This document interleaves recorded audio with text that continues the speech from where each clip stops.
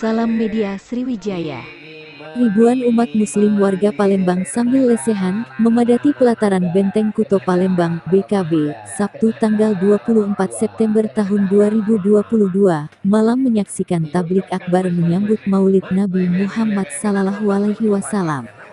Langsung ceramah pendakwa asal Sumatera Utara, Sumut, Ustadz Abdul Somad Uwas, yang rindu dengan ceramahnya. Tablik akbar merupakan agenda tahunan peringatan Maulid Nabi Muhammad SAW, juga akan diisi pendakwah dari luar Palembang. Menurut warga yang hadir mengaku ingin mendengarkan dan melihat langsung ceramah Uwas, yang selama ini lebih banyak dilihat di layar kaca ataupun media sosial lainnya. Saya bersama rombongan dari Sukajadi, ingin mendengar dan melihat langsung, kata Herwan warga Sukajadi. Pantauan media, Sriwijaya.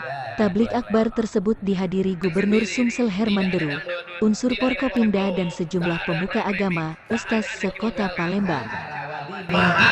Nikah lagi, maka pakailah nasib, lantunkan selawat, majelis yang suci, majelis yang sakral. Palembang Sumatera Selatan masih lagi pakai maksiat dan dosa ini. Betul.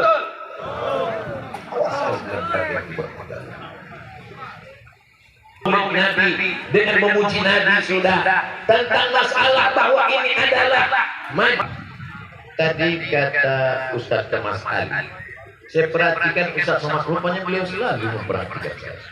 Bukan saya saja rupanya memperhatikan beliau, bahwa beliau tak pernah makan ikan. Saya perhatikan Ustaz Somad ini dari dulu saya tak tengok kecil besar, asal mancung saya cium. Selalu saya salah. Sudah selesai, rupanya bukan hari. Abad yang hebat luar biasa. Berdua dia dengan Ubay bin Ka'ab, mengumpulkan lembaran-lembaran tulang onta yang ada di batu lepes ceper, menuliskannya menjadi satu mushaf. Aku belajar bahasa Ibrani, bahasa Yahudi, nisbah syahrin, setengah bulan.